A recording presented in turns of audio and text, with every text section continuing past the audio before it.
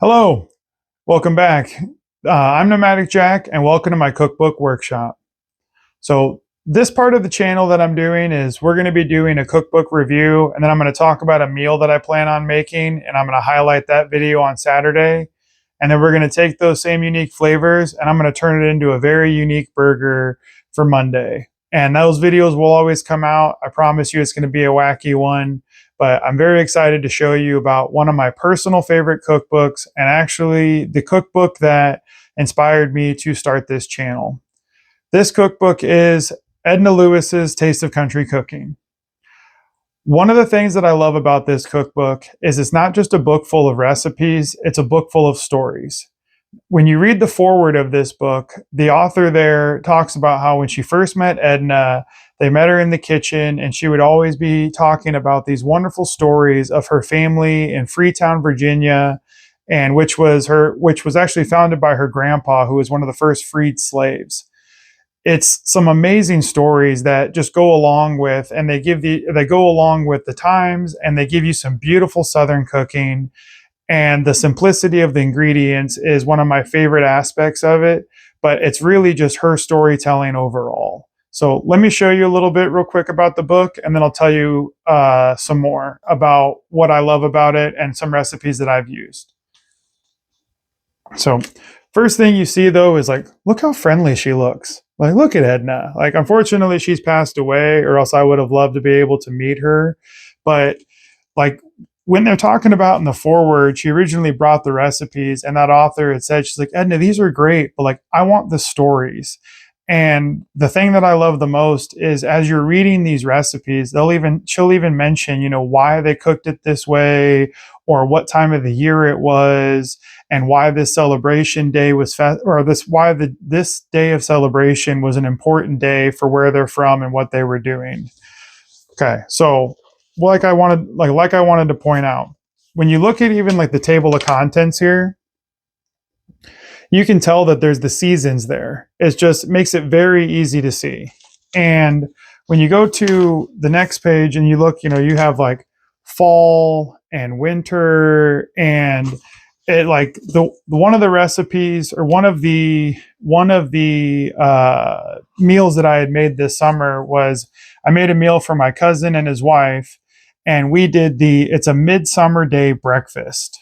And I'll show you this here. Like, one of the meals in there, or one of the dishes in there, was the Virginia fried chicken with brown gravy.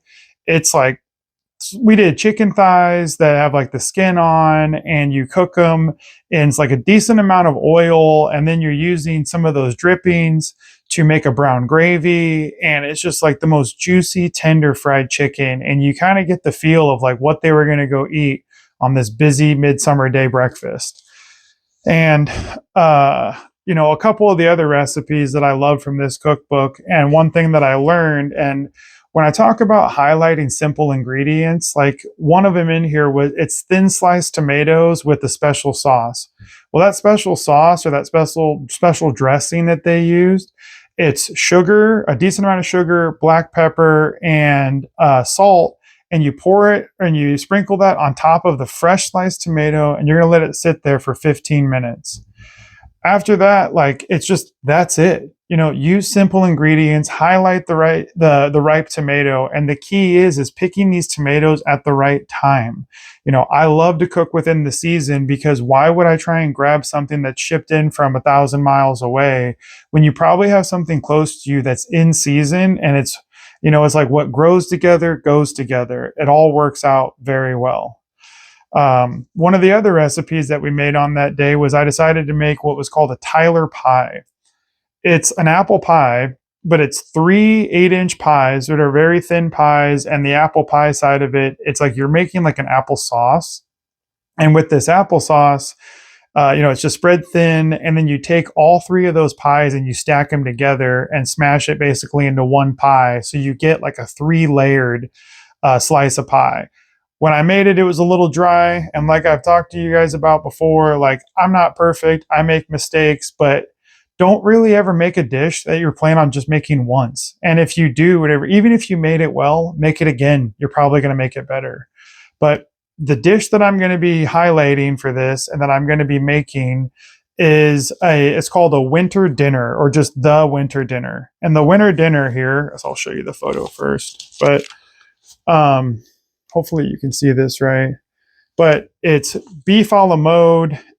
Beef a la mode. It's a salad of wild watercress, crusty bread, butter, and then a deep dish apple pie with a nutmeg sauce and coffee. Now, the beef a la mode, that's not like traditional a la mode. It's not beef with ice cream, but it's actually a beef with this sauce that you're going to pour over it. And, you're cooking it with carrots and brown sugar and herbs. And then the watercress salad is you're just using a basic vinaigrette. And the thing that I'm actually most excited to make is the deep dish apple pie. Using an 8x8 baking tin and going to make a pretty deep layered pie with a pretty deep layered dish with nutmeg sauce. Yeah, it sounds incredible, right? Well, I'm going to put this back up here, but and then I'm actually going to take those flavors and I'm going to turn it into a very beautiful burger that, one, I promise you've never had anything like. And for those of you who don't know me and my burgers that I do, be prepared, because this is going to give you a look into the type of food that I like to make. And it's going to get a little weird, but I promise you it's all going to go together. A little bit of a teaser for you. You got it. Sorry about that. I hope Edna's not too mad.